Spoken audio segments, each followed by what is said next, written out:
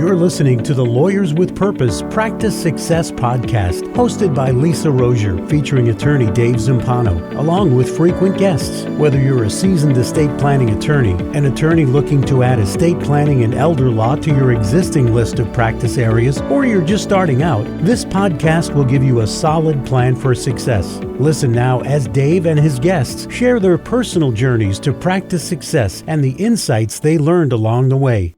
Hello, everyone, and welcome to the Lawyers with Purpose Practice Success Podcast. I am Lisa Rozier, and I'm joined with Dave Zampano today. And our topic discussion is marketing. And I must say, Dave, I'm a little excited about this because, as you know, I'm your director of marketing and sales. So I can't wait to talk.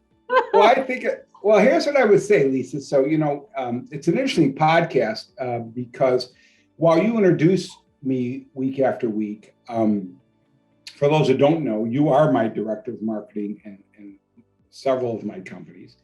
And so I think of you being on here not only as the person who, was always greeted and said hello and got the call open, but I think it's an opportunity where we get to bring in team members and really get the perspective of people on the ground doing it. So one of the things that I think I'd like to approach in this next 20 minutes, and then I'm going to challenge you with a question around what we approach the next 20 minutes.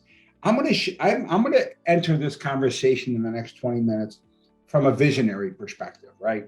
Okay. I'm not in the day-to-day. I'm not down in the nitty-gritty, but I'm a visionary. I have a certain view of the world. I have a certain experience that I bring to the table that I think comes from my 30 years now. I'm entering my 30th year of practice in a couple months. And there's a lot I've learned. So I'm more at the macro level. And you're kind of like the boots on the ground. So when I look at that, I think of myself at the strategic, right? And then I think of you at the tactical.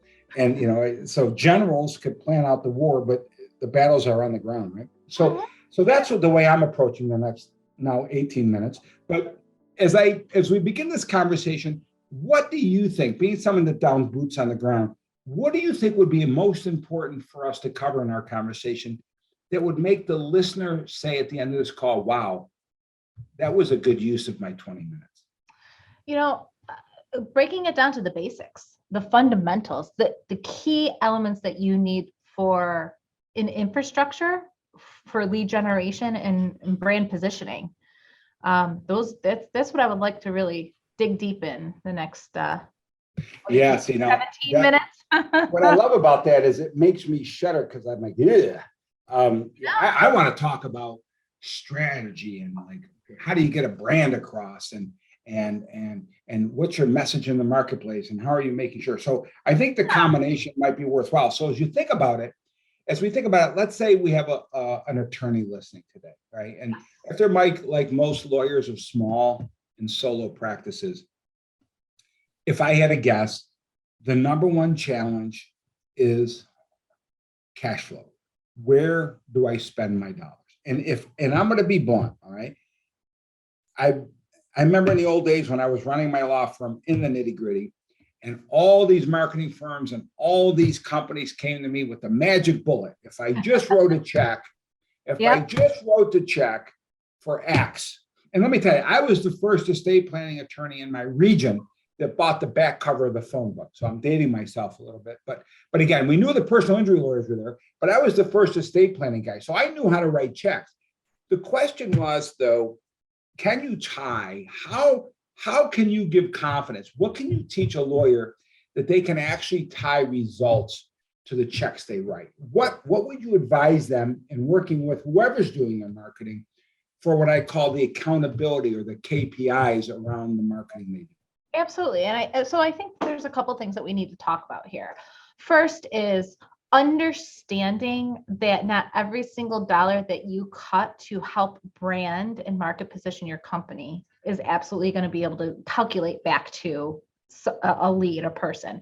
There's branding dollars, marketing dollars, and then there's advertising dollars. And advertising dollars is where we can really do that calculation for that proper ROI.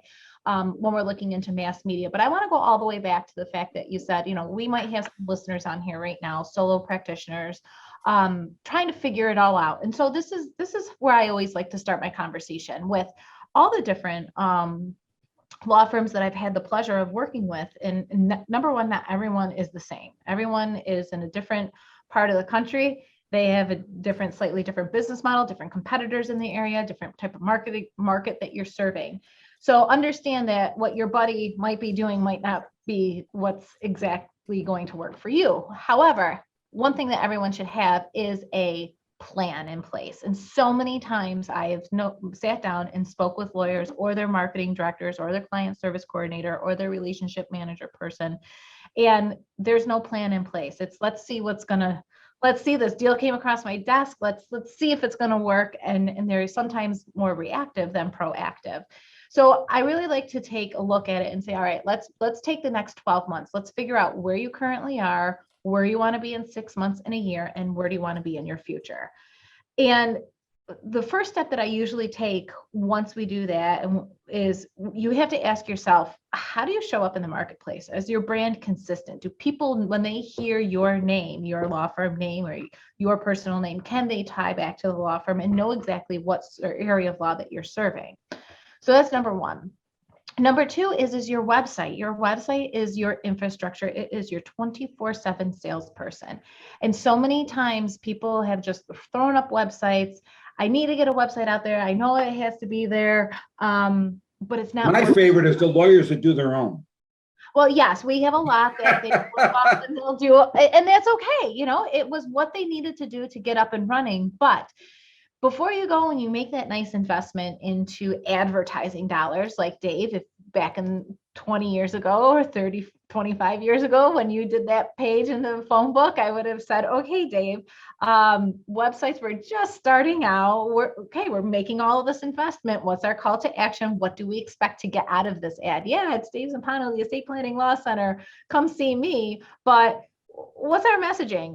What's the call to action? And nowadays, fast forward 25 years, people are researching you before they even pick up the phone, fill out a contact form, or walk through your doors. You know, the word that comes to me here, Lisa, and again, from the visionary perspective, this is something I've learned in all the years, you know, what's your value proposition? Absolutely. At the end of the day, one of the biggest mistakes I find with lawyers is they think they're so damn smart. And I'm putting me in that group. I'm right. I know the answers. I'm a lawyer, by God. I know how to do this, damn it. Come to me.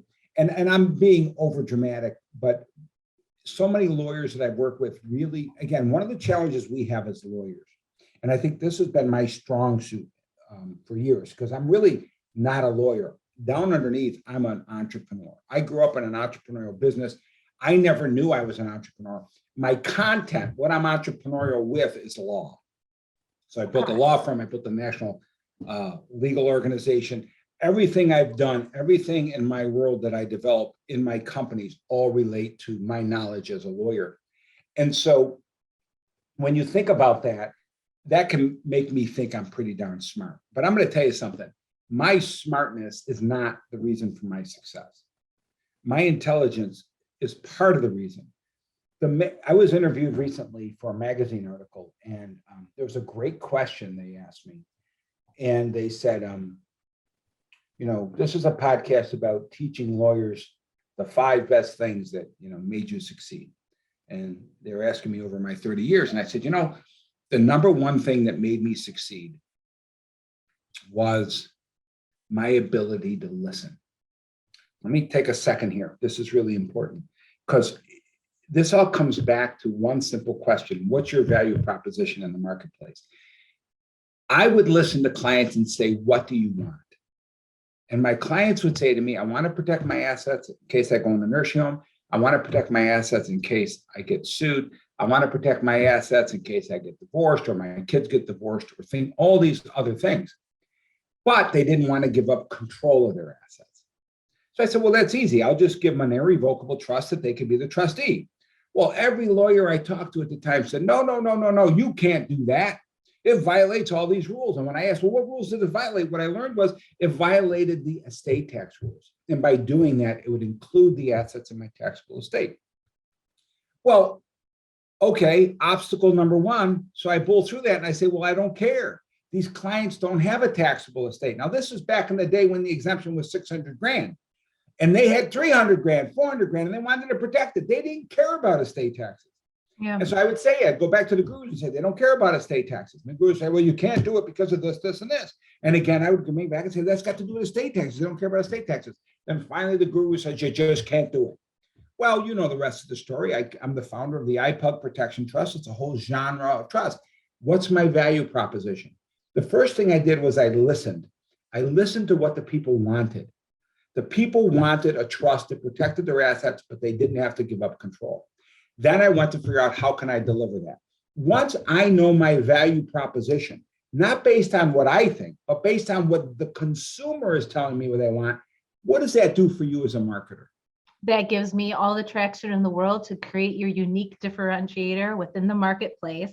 I then put it to all of your messaging. It's across your website. It's in your media mix messages. It is in people's face when they walk through your doors. It's in the collateral that they get. It's in front of them at the workshop.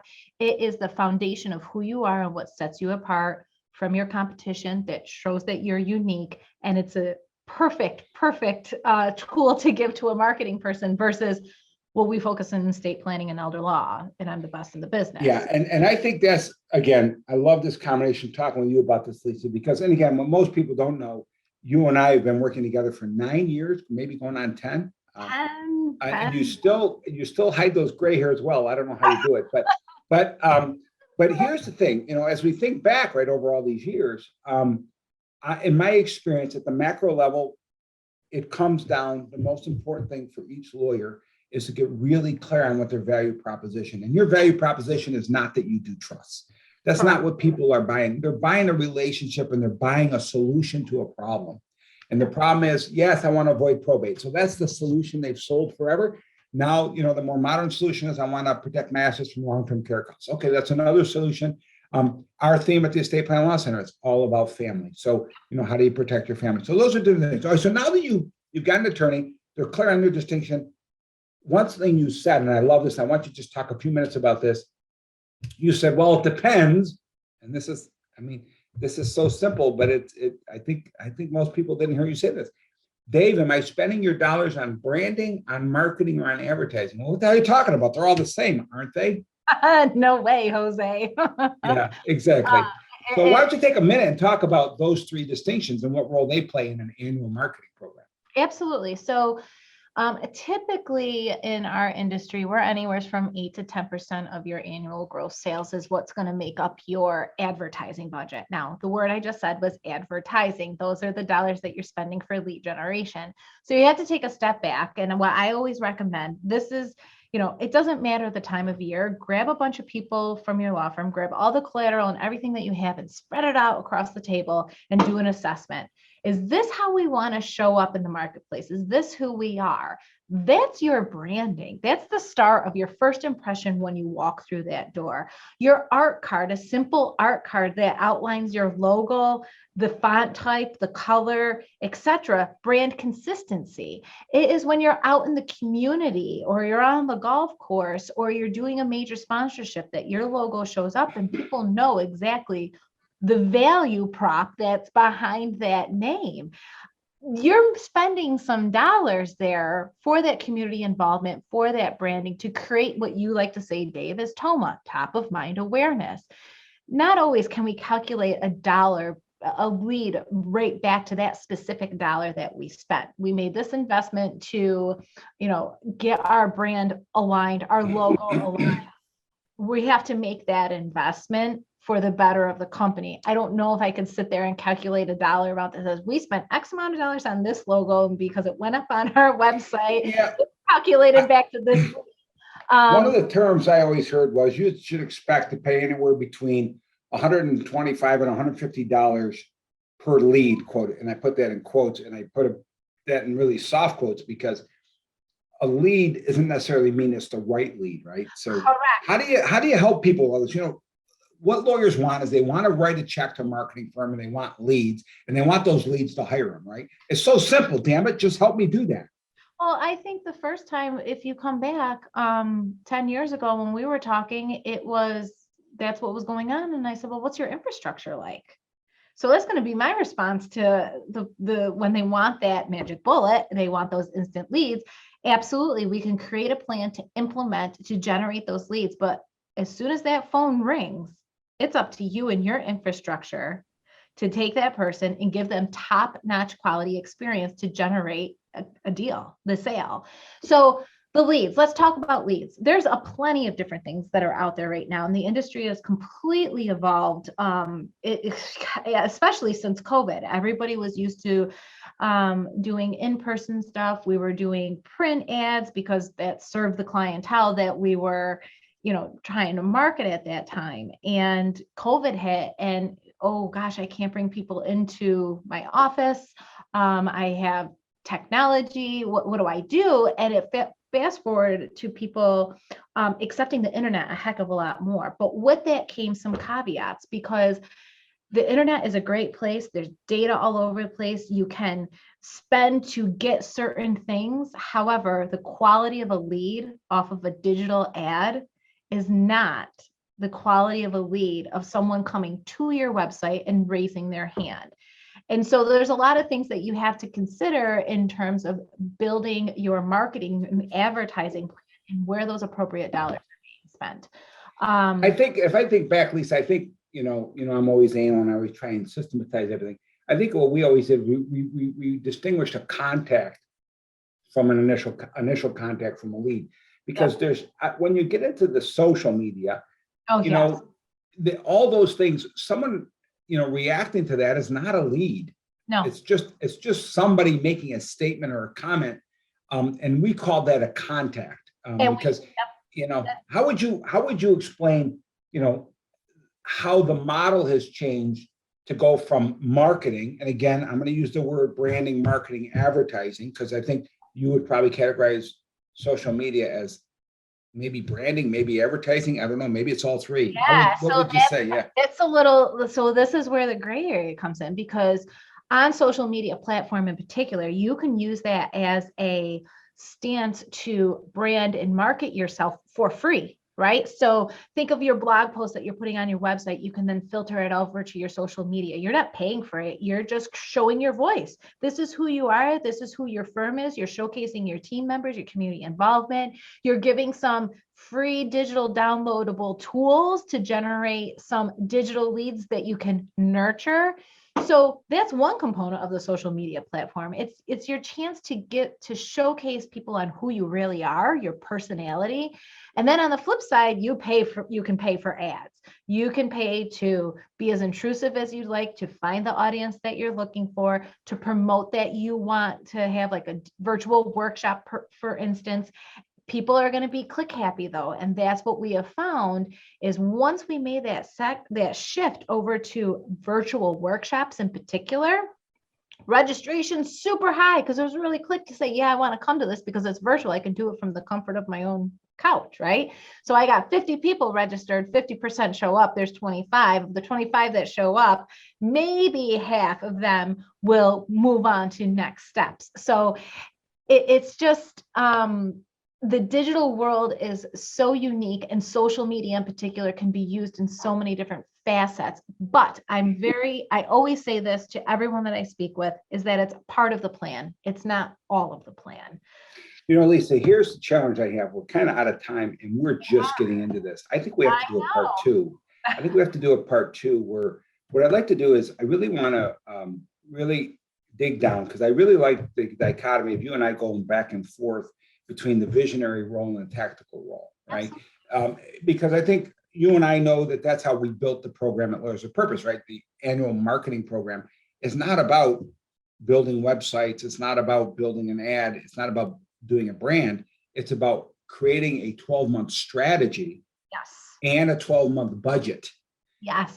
So that at the end of the 12 months, you've achieved measurable results in your marketing. I think that's the one lesson I'd like to close with, and then ask you to close with a lesson and a commitment that you and I will do a part two to this. And what I would say, the most important thing I think it's important is that lawyers, in my experience, typically call the marketing firms when they need leads. Mm-hmm. That's way too late. Absolutely. marketing needs to be a pipeline, not a bucket. Everybody wants to throw money at it and then have it fill a bucket and then meet their needs for revenue next month. What I've learned over my years is that marketing is just an investment of a certain portion of your revenue dollars to make sure your name is always out there. And that's not advertising, that's branding and that's marketing. So that even though that person doesn't need you today, tomorrow, if mom has a stroke and she was healthy today, they know who to call. And that's as important as getting the lead. And what I find is the buckets, right? That we don't want buckets, we want pipeline. So that's my final thought. My final closing thought is really, that's why I love the annual marketing program, is that where there's a 12-month strategy, a 12-month budget that rolls into another 12 months that leads to consistent leads that you can be dependent on. And then I think we're going to do a second one. I'm going to commit to you. Let's get a second program on non-branding, marketing, and advertising leads. How do we get those? So that's what we know as our RMS system. Yeah, Your absolutely. closing thoughts, Lisa, for, as we at this level before we commit to part 2. Yeah, absolutely. So at this level, it's get a plan in place. It could be 3 simple things, but don't overwhelm yourself. Don't just shoot from the hip. Get that plan. All right. You got to give them this now. You can't just end on that. Give them a simple plan to get in place. Tell them what they could do simply. So look, if you just did these 3 things right now, it would be a step toward an annual marketing program. Okay, let's see. Declaring your value prop. Okay. Number 2, a website assessment to make sure that it is working for you and generating leads with multiple contact forms throughout the site. And the third thing is do an internal assessment of everything that you have and where you need to enhance or add for the year to come, the next in the marketing realm. So Absolutely. Other marketing, so we'll call that the third one I'll say is a marketing wish list. If you had a wish list, Love cool. it. All right, there you go. There's the 3 things they can take away. And hopefully they're saying right now, that was a great use of the last 20 minutes of my time. Well, thank you, Lisa. It's great. I'm looking forward to part 2 to this and other marketing conversations. I think this Absolutely. is very important for lawyers. David, I could go on forever. So I appreciate the 20 minutes and hopefully our listeners will tune into our next podcast, part 2. So thank you everyone who's listening to the Lawyers with Purpose Practice Success podcast. I am Lisa Rozier, joined with Dave Zampano. Have a wonderful day, everyone. Thank you for listening to this episode of the Practice Success Podcast. Visit www.lawyerswithpurpose.com/podcast to listen to other episodes and to subscribe. We'll see you next time.